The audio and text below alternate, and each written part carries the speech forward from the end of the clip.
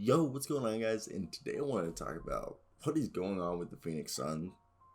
And I think the Phoenix Suns are in an interesting spot. I don't think this was one of the reasons why they were having a bad year at all.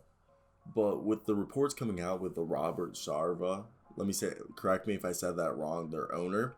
I'm going to call him Owner Rob in this stuff, but I want to hear your opinions. What do you guys think of all this before I go into the deep dive about the misogyny, the toxic work culture, and the racism that was going on with him?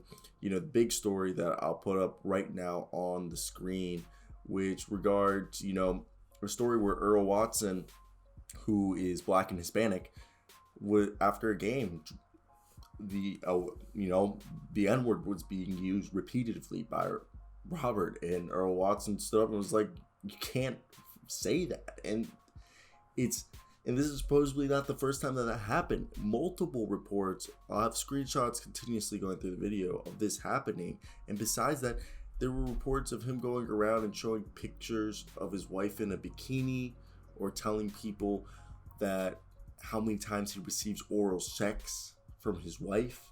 And a lot of people were quoted saying, obviously anonymously, that he views women as possessions.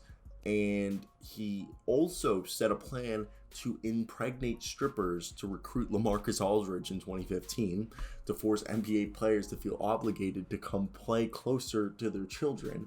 Then there was other stories of, supposedly when he was coming into the locker room, not the locker room, during like a meeting with a rookie named, tell me if I say this name correctly, Elibi Okubu. He was a French guy. He now plays for ASEVL, the team that Tony Parker owns in France, and was talking X and O's to him. And Jim Crawford goes, I gotta get the fuck out of here. I can't take this shit, and leaves the meeting. Okay? He was trying to tell DeAndre Ayton to focus on three-point shooting. And it was a bunch of... It was interesting because this is your owner. This is the man you guys are supposed to be looking at. And I'm a type of guy who, if you're an owner, you're either hands off and you entrust the people you hired to do the right thing, or you're involved, but you're involved in a way that is productive. Okay, you should do everything to be productive, and this guy is creating a culture that nobody wants to work with. But at the same time, there's our reports. If you guys read the whole report, that there's reports coming, people saying that this isn't true, that they're coming out and fighting for their guy. So that's where you stand here. You're like, okay, what is the truth then? And I agree with that. Like, it becomes like, okay, so what is true? Because there's people saying like, I never heard any of these rumors. And that's where it gets interesting. You're like, okay, who's lying? Who's right? But I think it's definitely an interesting situation. Could it affect their season? 100%. I mean, it'll definitely make things interesting because you don't know what is going on right now. And you're like, okay, what's the best thing for them to do? I really don't know. And it's an interesting situation. Everybody's talking. The NBA has came out and said they haven't heard a word about it, and that there was never a complaint or anything like that. So when you go through that, you're just like, okay, what's the truth? Okay, who's telling the truth and where?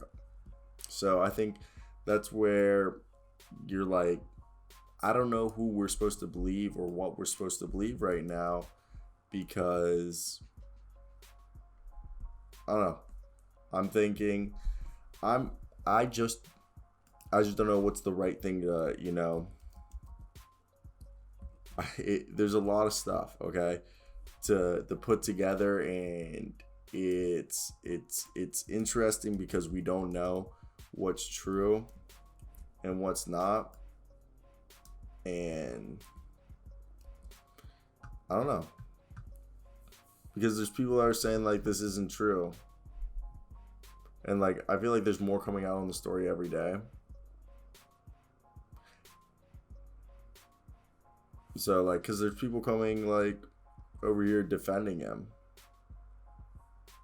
So It's weird.